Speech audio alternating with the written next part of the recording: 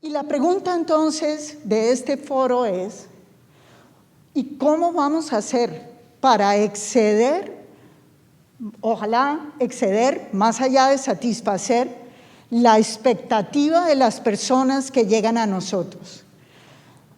El día de hoy vamos a tener esa conversación y reflexión con ustedes, el doctor Gallardo y yo. El doctor Gallardo nos trae su vivencia desde la trinchera, desde el trabajo que hacen ustedes por esos pacientes, por esas personas en el día de hoy. Y yo les traigo la reflexión en la que venimos construyendo desde hace algún tiempo en la OES y que nos ha llevado a una madurez especial en este momento en que la pandemia nos permite, nos obliga, diría yo, a hacer reflexiones especiales y a mirar nuestro sector de una manera un poco más disruptiva. Entonces, ¿dónde estamos? Pues la realidad es que trabajándole muy duro al desempeño clínico. Todos ustedes buscan diariamente darle mejores resultados a cada uno de sus pacientes. Se le trabaja también muy duro a la humanización, a centrarse en los pacientes. Sin embargo, quiero que noten que esas son dos columnas que están separadas. Nuestra propuesta hoy es cómo acercarlas. Entonces, en salud tenemos muy importantes fundamentos y el tema de calidad lo venimos trabajando desde hace muchísimos siglos. Esto no es nuevo. Nosotros tenemos antecedentes importantísimos y no entro en detalle o corro el riesgo de que uno de mis jefes, el doctor Aguirre, me recuerde la filosofía que está detrás de nuestro sector y nuestro trabajo. Tenemos definiciones que han sido muy claras en decirnos que nosotros trabajamos en la búsqueda de proporcionar a nuestros pacientes ese máximo bienestar, al paciente el máximo bienestar. Nos dice a partir de esto, y nos lo dijo desde este podio el profesor Donald Berwick, que ese máximo bienestar es un concepto poblacional también. No es solo lo que le entregamos al individuo, somos responsables nosotros en nuestro sector por lo que le llega a la población como un todo. No se trata nuevamente solo del individuo. Ellos nos propusieron como un modelo, y esto ya ha evolucionado, por supuesto, la triple meta que incluye esa salud poblacional, que también nos habla de la experiencia del paciente y de la conciencia de que el costo per cápita, aclaro, no es la totalidad del gasto, el costo per cápita debe lograrse de una manera en que los recursos existentes alcancen para darle mucho más a todos. Y esto nos lleva al desempeño clínico. El profesor Bomer nos está postulando desde hace ya un buen rato, en el año 2009 publicó esta obra realmente extraordinaria en la que nos dice que prestar servicios es el proceso de aplicar el mejor conocimiento científico a la resolución de los problemas de los pacientes. El profesor Bomer nos dice que cuando tenemos una buena evidencia científica, es posible organizar procesos de atención secuenciales donde se establece un camino estandarizado, siendo esta la primera palabra fundamental en este tema, en el cual se puede medir la ejecución, ¿no es cierto, Carlos? Y es esa medición la que nos permite entender cómo controlar la variación, porque si no controlamos la variación no estamos estandarizados. Y a partir de ahí les traigo el verbo más poderoso que tenemos, se garantiza el resultado de la atención. Él nos dijo, su enemigo es la variación. El doctor Bomer entonces postula que el buen conocimiento en manos de los profesionales y las organizaciones genera esos procesos de mejor calidad, de mejores prácticas, y esos procesos son los que nos dan los resultados en los pacientes.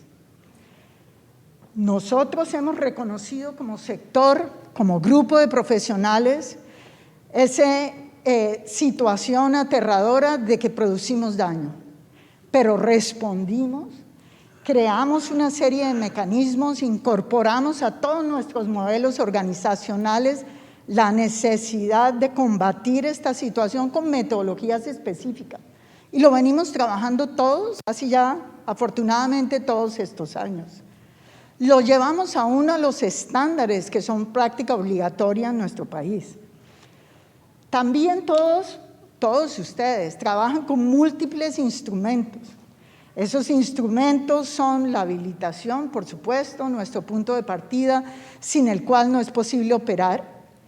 Está también la acreditación, donde en nuestro país contamos con una entidad seria como ICONTEC, con una junta acreditadora que evalúa con neutralidad quienes han llegado a estándares óptimos alcanzables. Felicito a muchos de ustedes que veo aquí que han alcanzado la acreditación y la acreditación con excelencia, tarea compleja, retadora y mantenerlo aún más. En nuestro país tenemos también un trabajo en el cual estamos entusiasmados todos cuando hablamos de esto del desempeño, y son esos centros de alto desempeño que lo que los diferencian es que se referencian con el estándar dorado. Esto es lo que también hemos denominado centros de excelencia, y lo que realmente los diferencia es cuando se comparan, y al compararse están al nivel o superan el nivel del estándar, ya sea la organización líder en el mundo o lo que la evidencia nos dice que sí es posible alcanzar. Trabajamos en esto continuamente también, en el mejoramiento continuo, tus circulitos. Y estos círculos lo que nos dicen es, tenemos unos métodos que vienen, como mencionó el doctor Cabrera, desde la incorporación de los principios de Deming a cómo mejorar. El mejoramiento continuo es un principio fundamental en todas sus organizaciones. Y todos ustedes se caracterizan por qué tan lejos han llevado su sistema de gestión de calidad que les permite realmente mantener ese círculo en continuo movimiento.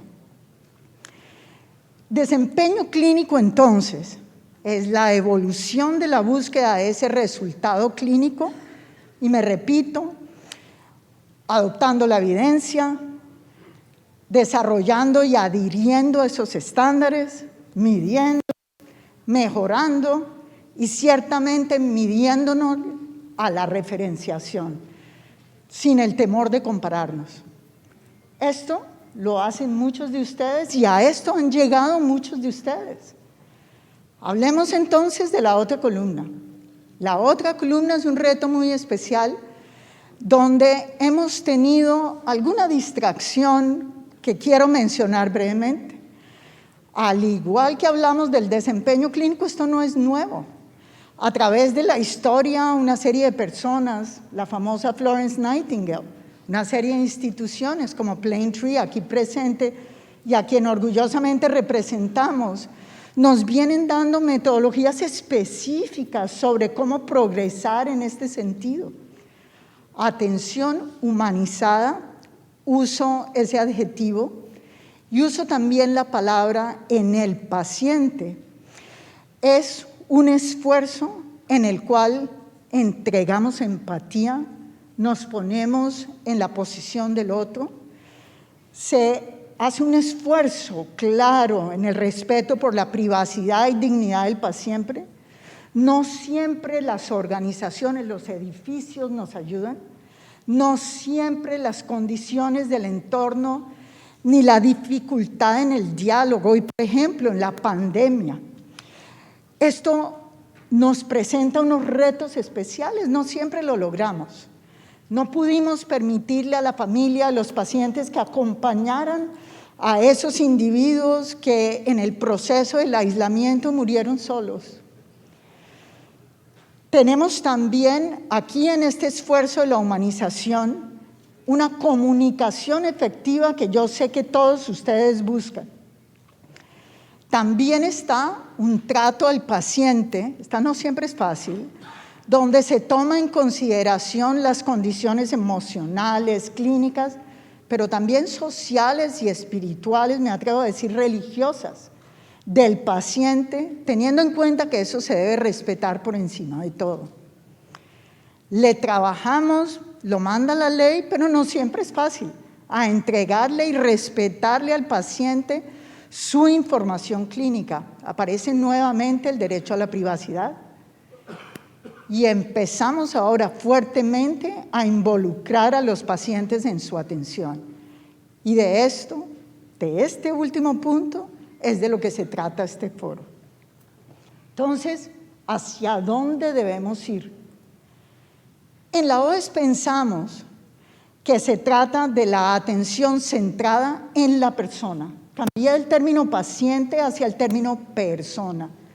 Nosotros tenemos ante nosotros, cuando llega una organización en un episodio de atención, no un individuo que llega a cumplir con un fin que es que le entreguen esa atención.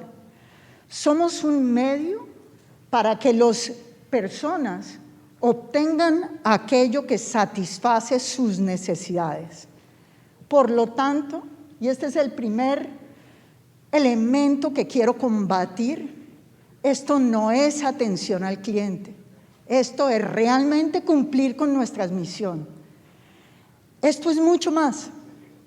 Atención centrada en la persona es la máxima expresión de satisfacer las necesidades y expectativas de las personas. Y les voy a dar un ejemplo personal. Esta es mi vida, esta soy yo. A mí me gusta la jardinería. Salgo en pijama corriendo a sembrar maticas. A mí me encanta viajar. Y a mí me encanta este esposo querido. Y yo quiero, y a eso es a lo que le centro mi vida. Este es mi universo. Está el resto de mi familia, están mis hijos, por supuesto, pero cuando hace 10 años tuve un episodio de espondilolistesis, un dolor terrible que no me permitía movernos, serias limitaciones en la movilidad, me estaba perdiendo de esto. Al perder esto, que es tan importante en mi vida, tomé la decisión de buscar atención, pasé por una cirugía y volví a mi vida. Tengo esto de nuevo, ¿sí? Por ende, la atención que recibí, óptima, y que me tiene dando brincos por estas escaleras, fue el medio que me permitió volver a mi vida. Ese es el contexto. Esto es de lo que se trata atender a una persona. Y salgamos de mi vida y volvamos a aquello que nos tiene aquí. La atención centrada en la persona, entonces, es la atención para el logro de las necesidades del paciente, donde el resultado que debemos perseguir es la satisfacción de esas expectativas. Tere, en su jardinería y demás elementos centrales en su vida. Y de manera muy especial, donde el paciente es el socio en las decisiones que se toman en esos episodios de atención. Es así como traigo también este dibujo, en el cual los invito a pensar en este tren en una estación de abastecimiento, con una carrilera que se constituye en el mejor modelo de atención integral que la evidencia nos dice que se le puede ofrecer. El tren representa entonces lo que se le brinda a las personas, ya aclarado cuáles son sus expectativas, para que realmente sepamos a dónde llevamos la atención. Y ese tren recibe también los insumos y los servicios.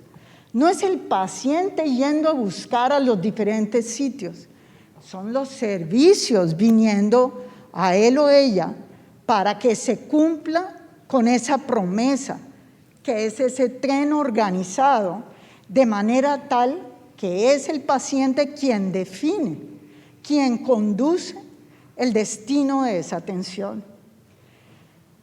Y les propongo entonces que las dos columnas, si esto es una pirámide en la cual vamos haciéndolo cada vez mejor, comienzan con nuestros esfuerzos de seguridad del paciente básicos, de humanización, que nos trae la habilitación y que nos hace adecuados para funcionar. Procedemos en nuestro mejoramiento, tanto en el desempeño clínico como en la atención centrada en el paciente. Mejoramos nuestra comunicación y continuamos en el lado del desempeño clínico, trabajando en los procesos transversales, midiendo, mejorando, y le trabajamos también a lo emocional, a lo religioso, a la comunicación efectiva, de la que hablé hace un minuto, y se va creciendo de esta manera lo que le entregamos efectivamente al paciente. Comenzamos a mirarnos contra el referente. Aquí con frecuencia el desempeño clínico son procesos y miradas que son verticales. Seguimos con nuestro esfuerzo en humanización, nos convertimos en centros de excelencia y comenzamos entonces a hacernos las preguntas que nos ayuda a construir, por ejemplo, Planetree, y comenzamos a hacernos la pregunta entonces, ¿y cómo satisfacemos esa expectativa del paciente que lo que quiere es volver a su vida? Y les postulo yo a ustedes que ese es el momento en que las dos columnas son una. Y el objetivo, el punto de llegada de las dos columnas es la satisfacción de las expectativas del paciente. ¿Esto qué quiere decir? Esto quiere decir que si tenemos nuevamente nuestra pirámide, lo que tiene que suceder para unir las dos columnas es comenzar a ser bidireccionales. Bidireccionales es que en nuestras relaciones como colegas, pero principalmente nuestra comunicación con el paciente, tenemos la capacidad, muy probablemente por medio de una empatía, de escuchar al paciente, de entender para qué está ahí el paciente y de ofrecerle una alternativa, la alternativa que nos define la evidencia científica, y unir esos dos, a articular esos dos. Estos no son tareas fáciles. Si lo fueran, no serían el objeto de este foro. El esfuerzo aquí es realmente llegar entonces a lo que es la esencia de la expectativa del paciente, y es esa toma de decisiones compartidas. Con esto quiero invitar entonces al doctor Henry Gallardo a que les presente cómo la están luchando desde la Fundación Santa Fe de Bogotá. La tarea que me puso Ter, el tercer elemento para introducir esta conversación, es que me dijo, oiga, ¿ustedes están avanzando en eso? Y yo le dije, pues sí, sí. ¿La tienen clara? No, claramente no. Claramente no la tenemos clara, y perdón la redundancia, pues que quiero dejar la frase contundente en ustedes. Pero acá hay unos elementos que se nos han ido ocurriendo a nosotros, tomando información de muchos de los que están acá, del contexto internacional y de muchas conversaciones con la gente, con nuestros equipos de trabajo, con pacientes y familias y comunidades. Y lo que quiero es mostrar simplemente uno de esos elementos en los que hemos reflexionado y dejarlos sobre la mesa, no pretendiendo ningún tipo de perfección o compresividad en esto, sino simplemente dejar reflexiones. Si a cada uno una de estas palabras le deja una reflexión, lo tensiona y lo invita a profundizar, hice mi tarea. Antes de arrancar con esos elementos, yo sí estoy muy emocionado. Yo estoy muy emocionado de estar acá, Iván. Es fantástico que nos hayamos vuelto a juntar sin aglomerarnos, volver a tener este grupo de gente maravillosa. He tenido oportunidad de saludar un pocotón de colegas preocupados por hacerlo mejor por el país y que durante los últimos 20 meses la sacó del estadio.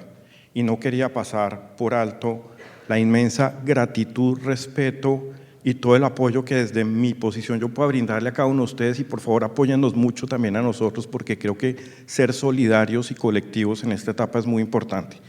Y quiero hacer una cosa un poco formal. Les pediría que se dieran un aplauso, les pediría que se reconocieran ustedes.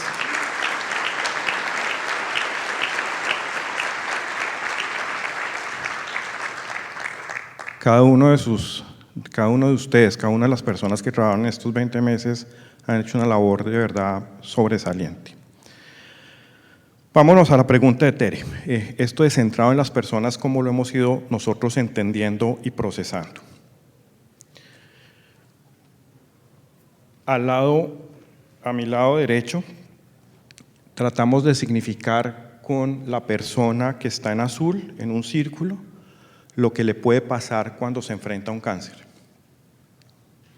La persona pide consultas, va a centros de cáncer donde le hacen quimioterapia, después se organiza de pronto para ir a radioterapia, antes o después de pronto le toca ir a cirugía, antes de ir a cirugía le toca gestionar su anestesia, pero antes tiene que haber una coordinación que esa persona ayuda a hacer entre anestesiólogos, cirujanos, oncólogos y una cantidad de profesionales que participan en el proceso. Si todo sale bien en la cirugía, la quimioterapia y la radioterapia, viene una cantidad de esfuerzo por parte de la persona para lograr sus rehabilitaciones, y durante el proceso le toca aprender a pintarse las cejas y le toca explicarle a su familia. Y todos están moviendo la cabeza así, porque todos sabemos en carne propia, de hecho, todos tenemos familiares que les ha tocado vivir ese diagrama que pintamos allí.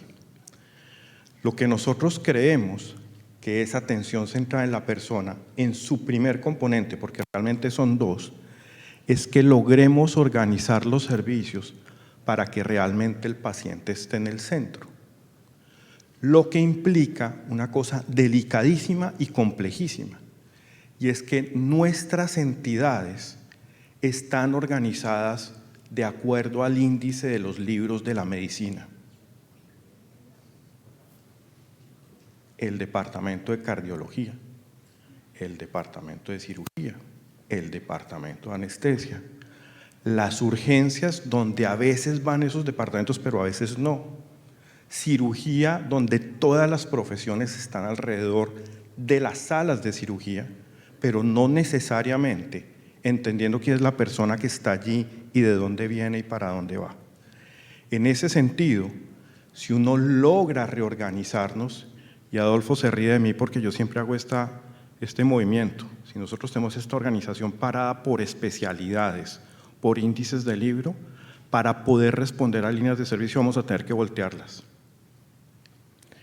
Y esa volteada significa que todas las estructuras que hoy tenemos, servicios y áreas, se vuelven una capacidad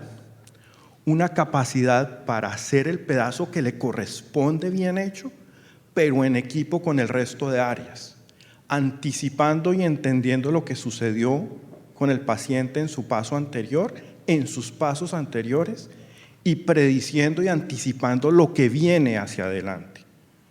Ya no se vale, en esta lógica de atención centrada en la persona, un individuo que llega al momento de la cirugía, opera, se va y no vuelve a ver al paciente. ¿Qué sí se vale? Se vale que equipos de 80, 90 y 100 personas estén entendiendo y trazando cada uno de los pasos que tiene que vivir ese paciente. Los clínicos, los administrativos y los de la experiencia del paciente.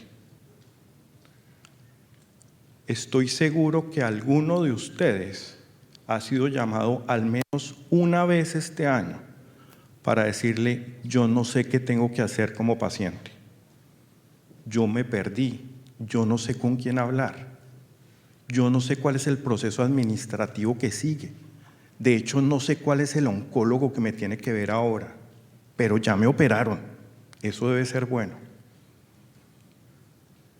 Solo tienen que mover la cabeza así si están de acuerdo.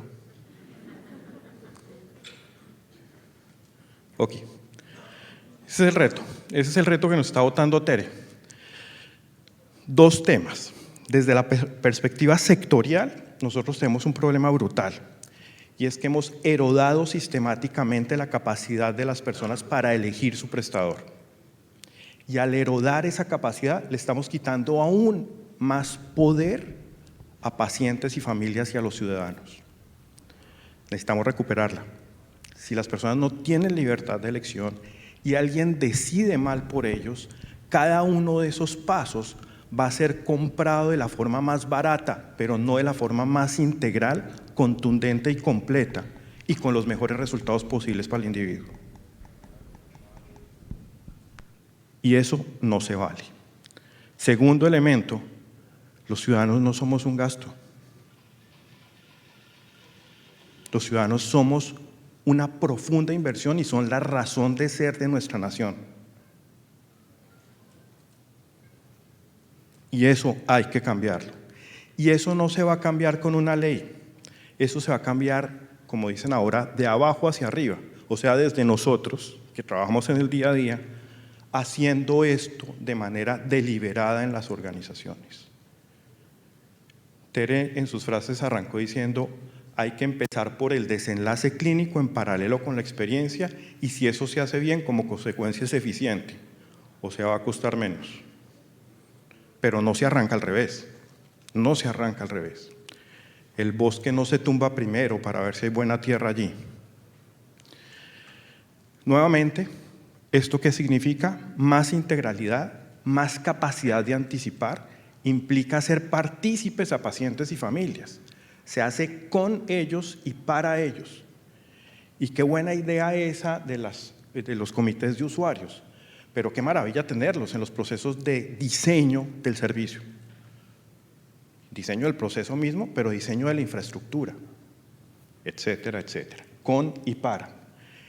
La idea es que sea fácil, por lo tanto a las personas hay que preguntarles qué esfuerzo han tenido que hacer, no si están satisfechos. Y por eso hoy los indicadores se relacionan con lo que se llama en otras industrias el Customer Effort Intergalactic Score, que significa cuál es la calificación, cuál es el esfuerzo, qué tanto se le dificultó a usted, persona que quiere ir a nuestros servicios, lograrlos. ¿Se le hicimos fácil o se la pusimos dificilísimo? Y dígame de 1 a 10 qué tan difícil se la pusimos. Oportuno, obvio, uniforme. Ya no se vale que una apendicectomía salga de una manera y la siguiente salga de otra. Ya no se vale que las cirugías de cadera, una tenga 2 días de hospitalización y otras 5. Ya no se vale que unas infecten más que otras. Ya no se vale que el antibiótico profiláctico no se dé 60 minutos antes, 60, no 58, no 56, 60. La literatura dice ese número, etcétera, etcétera. ¿Todos me siguieron hasta acá? Hice la mitad de mi tarea entonces. Voy para la segunda mitad de la tarea. Y es que resulta que cuando hablamos de atención centrada en las personas, ya lo dijimos, hay pacientes, hay familias, hay comunidad. Pero nosotros somos personas también. El proceso de cuidado de la salud, desde la prevención hasta el punto final que queramos establecer, implica personas sirviendo personas. Doctor Aguirre está por acá. Lo viene diciendo hace como 30 años y hasta ahora le estoy haciendo caso a Andrés. Somos personas sirviendo personas. Eso significa que hay que cuidarnos, hay que cuidar a nuestros equipos de trabajo, hay que cuidar a los que cuidan. Porque si no, nunca vamos a tener un ciclo virtuoso de cuidado de los equipos de trabajo para que cuiden mejor a pacientes, familias y comunidades. Y ojo, porque en esta etapa resultó y pasó que el tema de salud mental, que era siempre muy importante en los equipos de salud, ahora sí que es muchísimas más veces importante. Foco total en eso, por Dios. Balance personal, familiar, laboral. Esto significa un poco flexibilidad con las personas. No es que el turno no lo puedes cambiar. No es que el turno tiene que ser de 8 horas. No, de 6 no No, pero tú tienes 3 hijos, no me interesa. Wow, wow, eso no se vale. Desarrollo. Todos nosotros tenemos derechos a ser evaluados. Doctor Carvajalino, no se lo tome tan en serio, por favor. Es mi jefe. Claro, tenemos derecho a recibir feedback, pero también tenemos derecho, y perdón que lo ponga en términos de derecho, que no me gusta mucho la palabra, pero también tenemos que ser reconocidos por nuestras organizaciones para construir nuestro desarrollo. Si nosotros empatamos, y esto nos lo ha enseñado Luis Alfonso Hernández a muchos de nosotros, esa gestión individual con la gestión organizacional, con planes de desarrollo, y eso conecta con nuestro propósito de vida, nosotros vamos a hacer una fantástica tarea por pacientes y familias. Si eso no sucede, la preocupación por la continuidad de la atención, por la integración de los procesos, por el trabajo con otros, difícilmente va a suceder. Difícilmente va a suceder. Esto implica otras palabras adicionales, un poco desde la perspectiva organizacional, pero también sectorial, y es que hay que trabajar en la inclusión. Cada una de las personas que está acá tiene que opinar sobre lo que yo estoy diciendo. Y qué rico escucharnos, y qué rico tener un diálogo, y qué rico construir juntos. Y necesitamos hacerlo organizacionalmente, pero también sectorialmente. El segundo elemento que está ahí es que nos va a tocar volver al viejo truco de tener un plan sectorial de gestión humana, pero no como se llamaba de recursos humanos. No somos un recurso. Nosotros somos personas sirviendo personas. Y necesitamos ponerle esa perspectiva sectorial y obviamente, ya lo dije, organizacional. Esto va a implicar que invirtamos en la gente. Invertir en la gente en este momento es fundamental. Lo que dicen los europeos en el desayuno de ayer es que todo el mundo que trabaja en salud se quiere pensionar rápido y están proyectando una caída brutal adicional a la que ya existe mundialmente en profesiones como enfermería, medicina en varias especialidades y en otras carreras profesionales y técnicas. Seguramente eso nos puede pasar a nosotros. Seguramente mucha de nuestra gente está cansada hoy y necesita entender cuál es el futuro. Y necesitamos entonces invertir en ellos y asegurarnos que el trabajo que hacemos colectivamente se mantiene. Aquí viene la pregunta. Esto es facilita. ¿Cómo es la experiencia de sus equipos de trabajo? Yo más o menos sé cómo es la de mi equipo de trabajo, más o menos. Algunos no viven felices conmigo, otros viven felices, pero la estoy entendiendo. Lo importante no es entenderla, lo importante es mejorarla y asegurar que cada individuo es respetado dentro de la prestación de servicios de tal manera que su experiencia de vida sea fantástica, porque nosotros en salud decidimos entrar a salud porque creemos en el servicio, pero si no lo podemos hacer de manera contundente, no vamos a ir a casa felices y necesitamos asegurar ese circuito. Ya va a terminar, Tere, me quedan 5 minutos. El reto entonces es este balance en el tema de las personas. Y este balance, en nuestro caso, ha implicado hacer esfuerzos deliberados para organizar modelos organizacionales de experiencia de pacientes, familias y comunidades, pero al mismo tiempo modelos organizacionales para evaluar y mejorar la experiencia de nuestra gente durante el proceso. Y este balance es fantástico. Y ahí es donde la palabra centrado en las personas, cobra profundo sentido. Segunda parte terminada. ¿Me siguieron? Hice mi tarea. ñapas, aquí vienen unos elementos adicionales a considerar que va a pasar muy rápidamente en estos 3 minutos que me quedan. 1, transparencia. Cuando uno le dice una atención centrada en la persona, hay que medir, pero no volúmenes, desenlaces. No cuántos cuadros semáticos hice, multiplicado por el precio, entonces me dio tanto, entonces generé una evita. Se trata de entender desenlaces completos. ¿Cómo le fue al paciente que recibimos porque tuvo una quemadura hace 2 días y va a egresar dentro de 3? ¿Qué pasó en ese desenlace final? ¿Qué pasó con el dolor del paciente de una fractura, qué pasó con la recuperación y capacidad de moverse de la persona que le reemplazamos la cadera, qué pasó con el paciente con artritis y su capacidad de moverse y mantener su vida completa. Y esto implica métricas obviamente en el aseguramiento y en la prestación, e implica hacerlas públicas y comparadas, como lo mencionó Tere. Y hay que buscar la homogeneidad y entender si dentro de nuestra organización hay una variabilidad que no sea aceptable, porque entonces tenemos profesionales que entregan desenlaces diferentes, y lo sabemos, pero no lo comentamos, porque se ponen bravos. Hay que buscar que a veces que la gente se ponga brava. Y qué maravilla sería que además las personas participaran en esos desenlaces.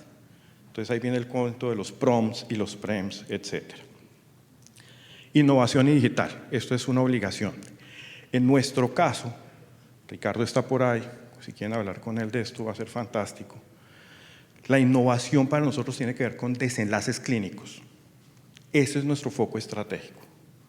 Queremos hacer innovación para hacer cosas mejores, con productos nuevos, servicios nuevos, formas de trabajo nuevas. Por ejemplo, ¿qué pasa con la hipotermia con los pacientes que están en salas de cirugía? ¿Somos capaces de desarrollar un dispositivo para asegurar eso? ¿Somos capaces de crear un guante para, en vez de utilizar el Bombril para quitar la piel de los pacientes quemados, usarlos de manera que no sea tan abrasiva, que sea más fácil? ¿Cuántas patentes tenemos nosotros acá colectivamente? ¿Cuántas deberíamos entregarle a este país para que crezca y se desarrolle? Y transformación digital para nosotros es cambio de la experiencia. Eso de volcarnos todos alrededor del paciente va a implicar cosas más sofisticadas. Y ahí es donde la transformación digital para nosotros hace sentido. La familia que es capaz de conversar a través de un robot con nuestras personas que están en salas de cirugía para saber qué está pasando con el paciente. Hay familiares que quieren saber cada minuto qué pasa y hay familiares que no quieren saber al final.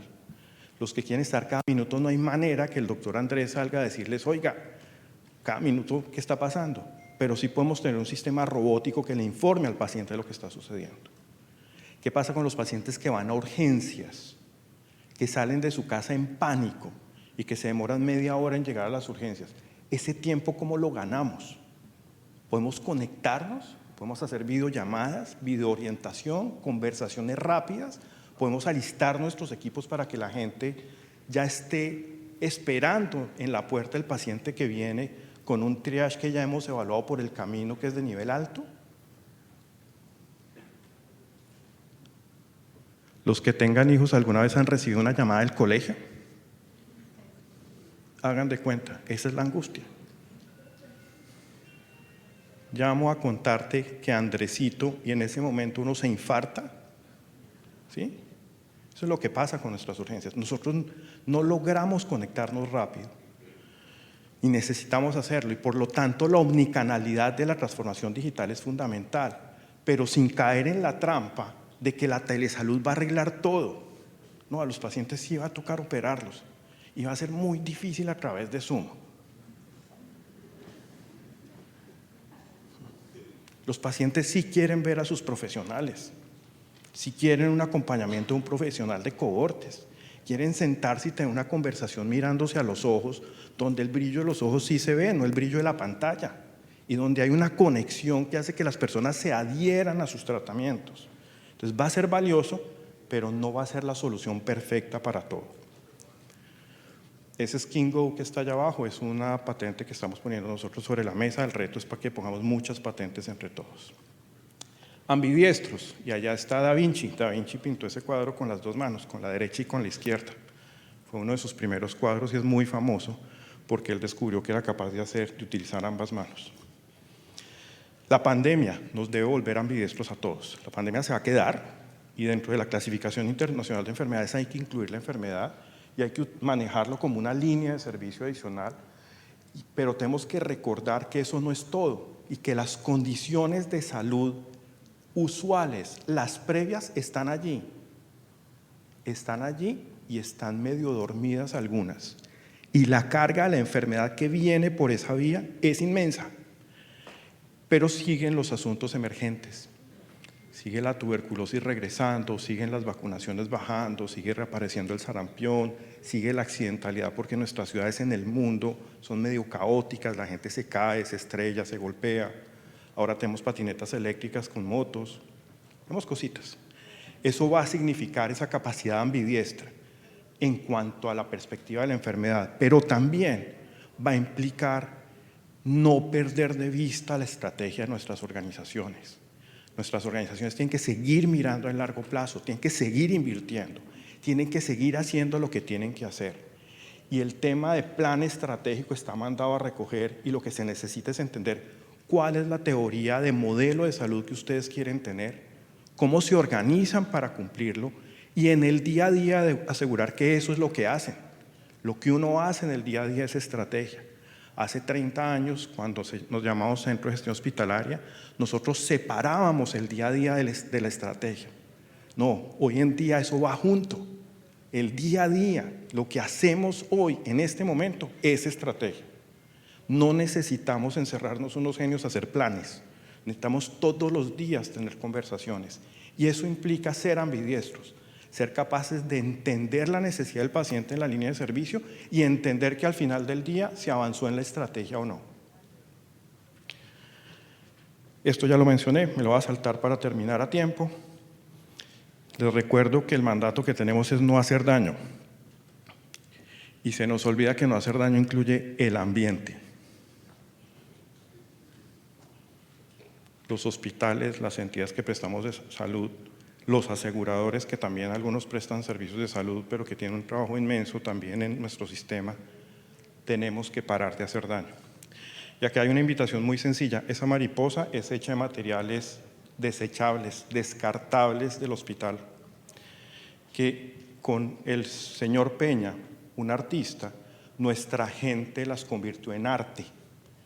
Y esa exposición la llamamos Descartes y la ponemos en la entrada del hospital, para que pacientes, familias, comunidades y nosotros cuando lleguemos al hospital veamos arte. Arte producto de desechos. Pregunta, ¿qué estamos haciendo con nuestros desechos? Pregunta, ¿cómo vamos a cambiar eso? Si el ambiente impacta la salud y nosotros en salud estamos dañando el ambiente, tenemos un problema delicado. Impacto poblacional y alcance, y los dejo solamente con una pregunta. ¿Cuál es el rol de su entidad en la comunidad? Los que tienen unidades de neonatos, por ejemplo, para lanzar un ejemplo, ¿saben qué pasó con sus neonatos un año después? ¿Están vacunados? Ah, no, eso no es problema mío, eso lo paga otro. Eso es allá el doctor González de Cosalud. No, yo no tengo nada que ver con eso. Ah, ok. En mi opinión, eso hay que cambiarlo. Somos responsables de entender qué impacto después tenemos sobre la comunidad, antes, durante y posterior. Infraestructura y tecnología ya se los mencioné. Nos toca adaptarnos con flexibilidad, con logística diferente, rompiendo silos y con disponibilidad de proveedores. Y esto va a implicar un nuevo liderazgo. Siempre todo el mundo dice el nuevo liderazgo queda bien, si alguien dice esa frase. Pero en este caso sí nos toca. Aprendimos en estos 20 meses que necesitamos un liderazgo no solamente colectivo, sino profundamente colaborativo. Y precisamente este espacio que nos abre Santiago y Tere, donde ustedes hacen un esfuerzo gigante por estar acá, es para eso. Es para poder juntarnos y hacerlo mejor colectivamente. Y asegurarnos que nos enfocamos en las personas, pacientes, familias, comunidades y nosotros mismos, y aprendemos rápidamente en cómo el sector de manera contundente trabaja para hacerlo mejor, no solamente cómo nuestra organización lo hace mejor. Y esto va a implicar una evolución cultural y saber que hay una riqueza infinita en cada uno de nosotros, en que debemos trabajar con mucho optimismo, con total confianza, con altísima credibilidad, porque la sociedad nos lo va a seguir exigiendo y que vamos a tener que ser profundamente horizontales en nuestras organizaciones. No significa acabar con los organigramas, pero significa hacerles menos caso. Y la empatía que tanto hablan, obvio, natural. La empatía, en mi opinión, es escuchar también, que la gente le guste hablarle a usted. Y siempre con intencionalidad estratégica. Y de esta manera cierro agradeciéndole